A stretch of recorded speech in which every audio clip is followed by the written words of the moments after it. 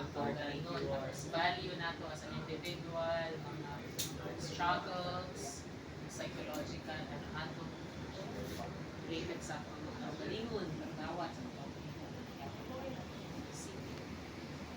Nailas ako. So ako di ay si Ate Shana. I graduated also. Buhod. Diba? I graduated at Caracas State University way back 2022. So ang akong course ay Bachelor of Science in Mathematics. Moto siya. Tapos I have been with the mga student leaders. So part ko sa LCO for about 5 years. 5 years mag ko sa CSU. Kaya na-cover man ako ang 2 years na COVID pandemic. Tapos may graduation. So na-discourage pa ko. So gulat na ako graduation pagbalik. Moto 2022. Sige. But before that, currently, graduate ko as BS Math, so mathematician may, pero ako ang job description, so ako ang work karon kay missionary. So missionary. Ang amua is lay missionary ni, so may part nila father na marriage sila, anak kami, lay me. Mga people na nag-serve lang sa church, pero hindi nyo totally na inside sa congregation, so support me sa ila. And usually, akong ginabuhat din ng campus ministry kasi SU, ng IGM Ministry, ni Hanin, tapos karon Pixel Father, Pixel siya. So, may anak. Tapos, so, akong edad kay 20 plus. Wow, secret sa akong class. So, mag-share po ko about sa akong life para medyo ma-at ease mo. So, dili mi ko.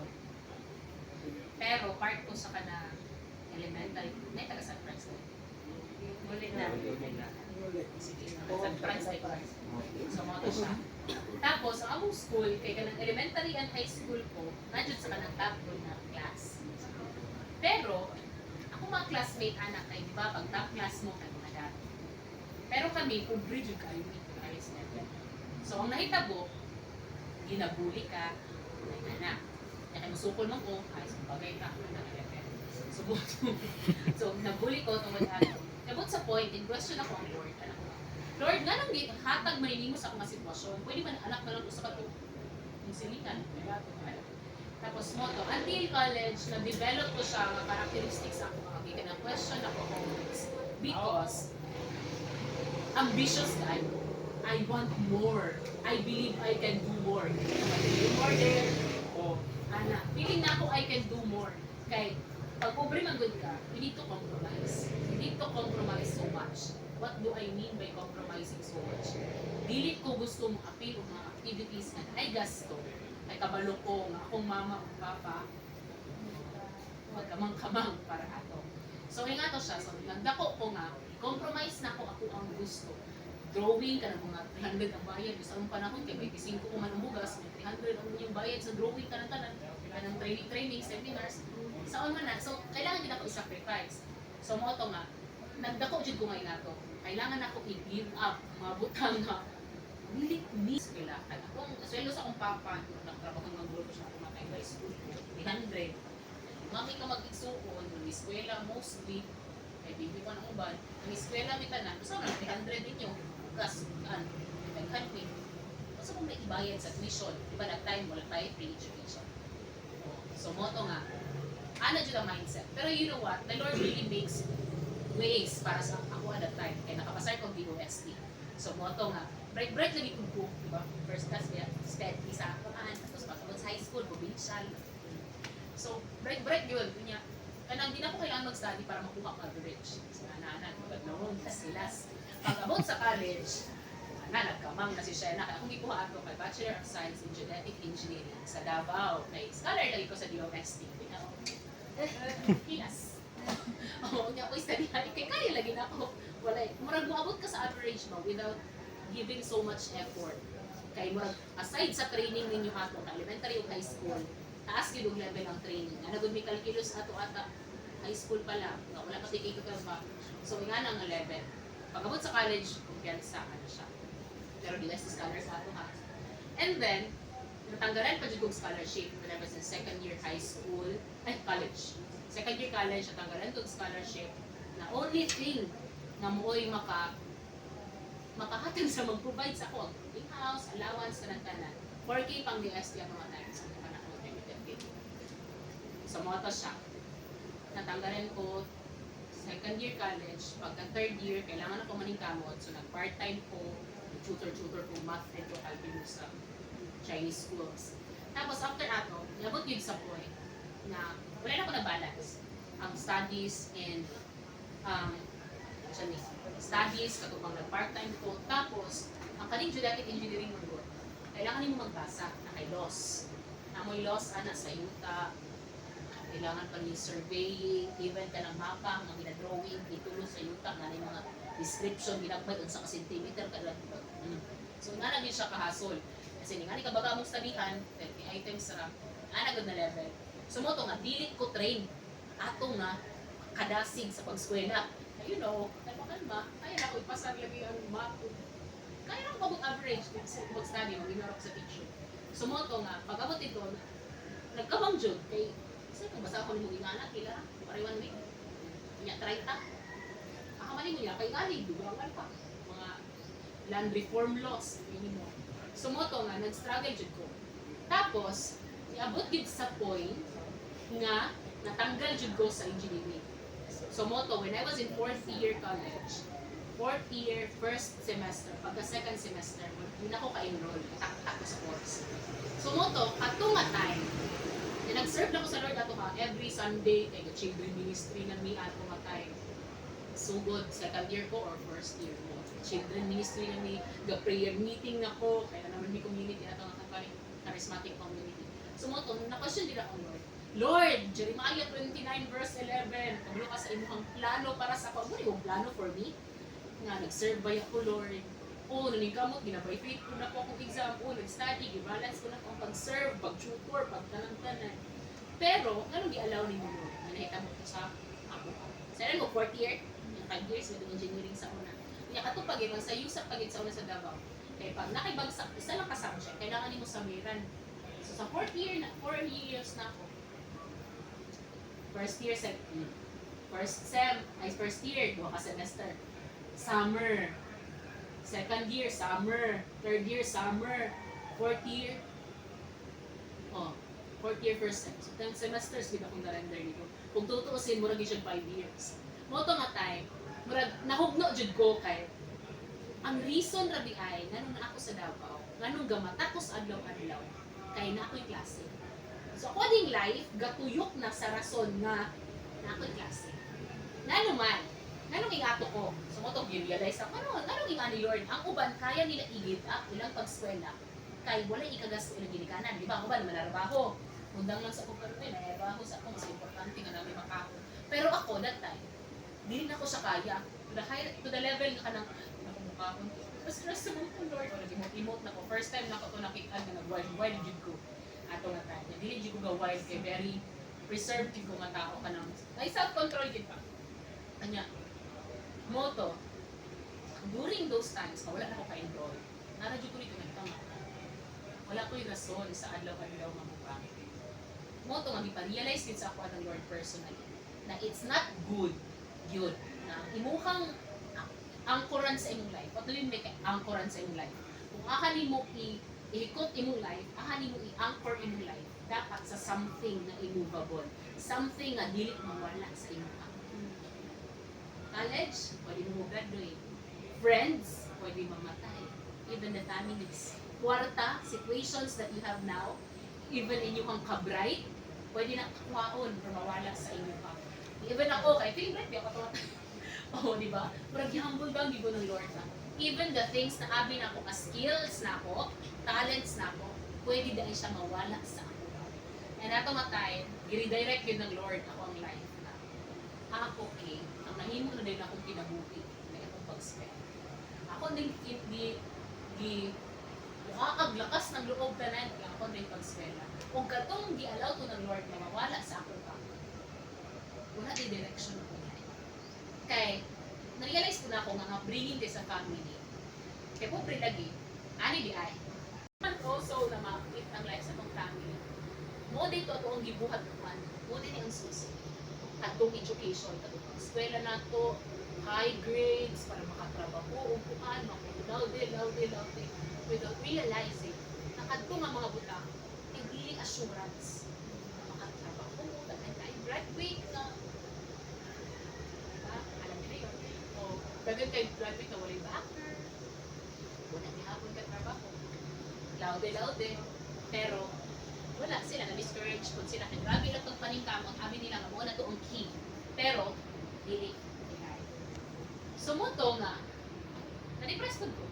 And then, bibalhin ko sa CSU. Pag-transfer na ako sa CSU 2017, Motoy start. Kani ang pinaka-amazing. Ito sa pinaka-amazing ang experience na. Happy din ako pa-skwela guys. Kaya inowan ng scholarship. Akong parents is really big pabor nila ang salary. Sa'yo, 300 ang kanlo. So, ipon pa anak, pang tuition sa anak. Wala yun, complete man lang, pang boarding house. So, ang yun. In terms of salary, sa right yung mag-release na pera. So, wala mo compute din yun. Imposible yun.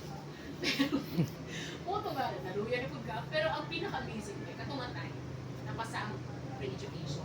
Pagsunod na ko mismo sa CSU, first semester ako, kay miscellaneous na revival. From 8,000 to 10,000 ba sa school before, ako gibayran ng 1,000. Kunya, ang living expenses pagin sa butuan na time, yung boarding house 100, anak rata ko. Kaya rin ako mabuhi dito mga 200 to 500 1 week. So, moto nga, kanang nakita ko na ako, giunsa gid pag-work sa Lord that time. And then, so pag nag-enroll ako paon, di ba, same course dapat. Di ba, hindi ko sa CSU kay same course akong target. CSU ramay na ay genetic engineering din as so far. So, mo to siya. Unya, wala ko gi. Ibang Santillan, Santillan, sinang department chair ako sa genetic engineering that time. So, na-reject na po ko. Paampo na po ko dito, kung sa'yo akong paon na course. And amazed ko, pag sulod ako sa department sa math. Kasi gidawat yung dito, kay katong tayo, 2017-2018, mo to ang katong siege sa Marawi. Diba? Oh, the circumstances, muragihan ay sa inyo. For education, tapos nag-siege pag yun. So, ay wala man din 8-12 to nga time. Pagka next year, 2018-2019, first batch sa K-12. So, meaning, pwede na ito na wala estudyante, so hindi mag-open ang mga courses, pwede dito kasulod. Diba? Pero kay Sid siya Marawi, namalay na uban sa CSU, so naku yung mga kabatch. So diba, maayo kayo yun. So mo to, and tungod ato, kaya human naman ko, 4th year na ako dito sa CSU, ay sa USEP, state yung ako siya kaso. So human ako mga math. So mo to, pagbalik ako BS Math, medyo gaan na tayo ako ang mga math na subjects. So mo to nga nag-student leader ko, ito, i-open na mo ang katong order mo sa community, then, mo to, nalingaw ko sa LCO. O, nalingaw ko sa LCO. So, ato nga time kay secretary ko sa LCO the next year, then na vice president sa LCO, then basta, positions even ako with COVID. So, mo to siya. And, katong nga panahon, dito jud pod ko na ka-learn aning mga kabagab na kung imani. Kaya sa una, shy type ko kayo guys. Pero, na-try ko sa Secretariat Works, ana-ana. And even to speak with people na kaning mga sir nato na rin, sila rin sir Pinaso before, kasi naka-face to face sa ila, kahit kami ulo, religious org, na may religious org na po, di ba? Mga LCO, pero gusto may mag-Halloween, nakasapan ni Sir Pinaso. Sir Pinaso, magasig sa una, pero karon kay, na, iba-iba na hangin. So, mo to, as in, face-to-face nito, makasampan na ba? Okay, nga na doon, tinanamit ko. Mga gahit ba, empowered ba yung mga student, yung mag-vote sa mga teams. So, mo to siya. Ang pinaka-amazing lang siguro for me is, narapi COVID. Tamo sa COVID. Graduate na ako 2020, thesis na lang kulang. Kunya nag-COVID. Kunya kay pangarap ko kayo na kumukuan.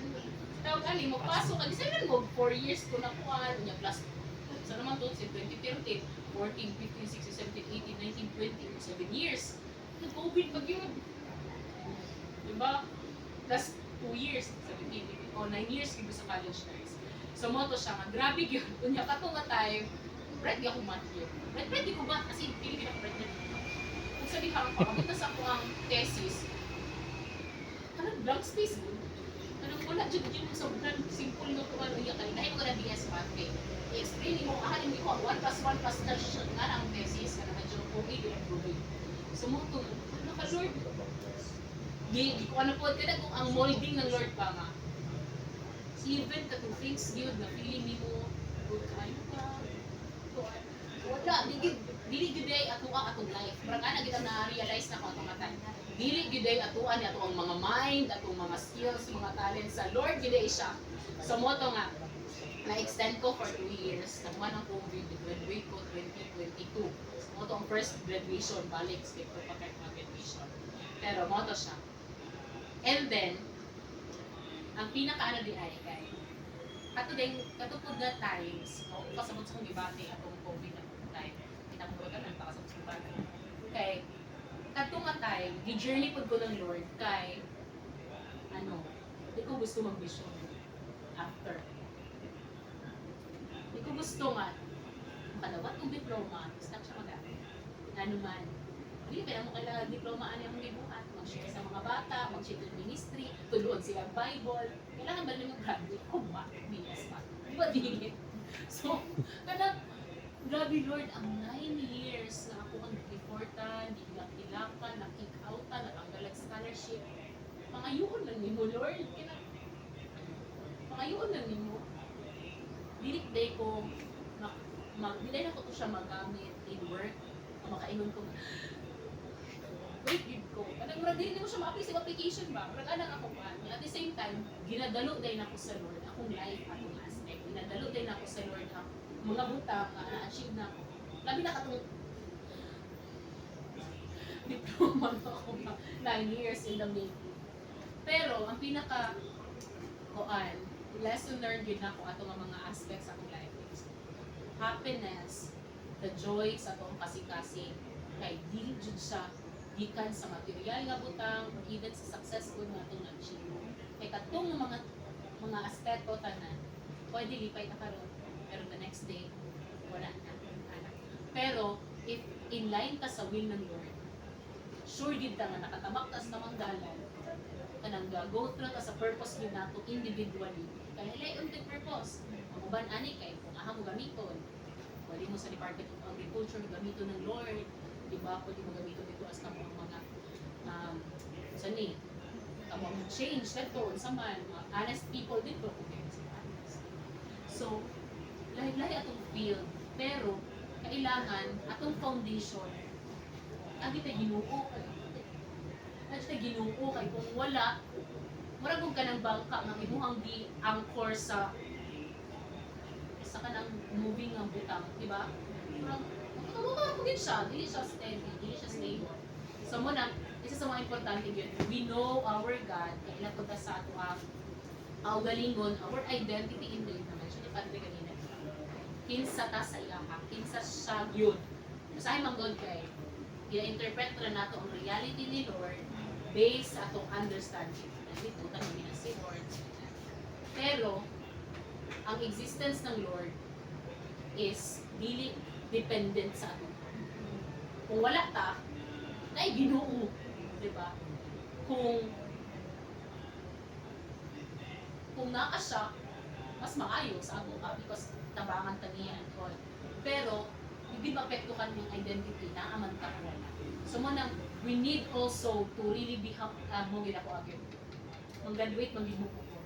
You will work with people. You will really work with people. Dili tanan tao ang inyong makauban, makuan kay buutan.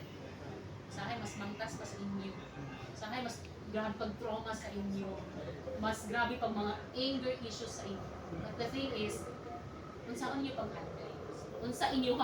Unsaon ninyo sila pag kuan nga dili kamo ang madala nila at sila ang madala ninyo. So mo na siya. And karon kay ang instructions sa ni Father, mag-worship daw ka. Familiar with worship? Kasi ka ba mag-lead? Kasi Catholic din eh. Wala. Wala din. Hindi ko mag-adjust ka sa songs, ma'am, sir. No. Mag-lead Lord na. So kailangan kay kung Christian, our Father na ta. Kasi mga kailan mo kabalo mo Father ka na. Sige. Basta man, lead me Lord, Lord, I offer my life. Familiar mo anak. Sige. Basta pa man yung nabalaan. kanang kabalutan na. I think ako rin magkanta-kanta din, ma'am. Ano pa ba? Still. Sa mas skill, sir. Oh, banta sila. Oh. Sige. Ay. Ang instruct ko ang kamay. What is worship sa inyo? Christian, kasi hindi ko lang kabalo mga Christian. Worship is kind of communication mo diha sa like kung ano sa imuhang gusto express pinaagi sa kanta or sa nga sa imong gusto paabot diha sa pinaagi sa kanta. Sige. Sa pa. Una-una na ito itong brush on niya. Dili ha? So, hama na itong nakapokus itong mind. Sige, Lord. Sige. Request na naman na manindog kang tanan, tapos mag-worship ka, mag-lead kang pinakatabihan. Pinakatabihan na mag-on lead. Ikaw na ron. Ano yung pangalan niyo? Ryan. Katoliko ka? Yes. O sige lang, okay rin lang. Ikaw mag-lead. Worship. Sa Kristang gina siya. Charismatic mo? Nakalit mo sa una pero doon sa ako kay Sige. wala ka ng prayer personal prayer na doon lang salamat sa ilo Sige. Tama. Ikaw lead na? sa dalang mo may sabay ako Kami mag-lead kasi pag niya. Kamo mas daghan ang katulik kung sa Second ka, sir. daghan. Sige. O sige na. Ang pinakatabihan, mag-pray niya ha. Close to Sige, sige. A moment of silence lang sa surrender ta sa tanan-tanan. Sige, thank you Lord. Thank you Jesus. Yes, Lord, we offer ourselves unto you, Lord. We acknowledge you, Father God, in the name of the Father, the Son, the Holy Spirit. Amen. Yes, thank you, Lord. Thank you, Jesus. Surrender sa tasha. Surrender our burdens.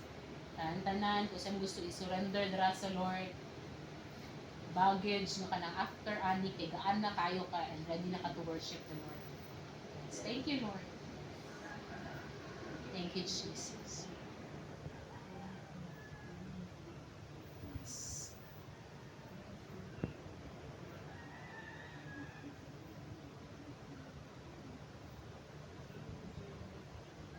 Lord, search us.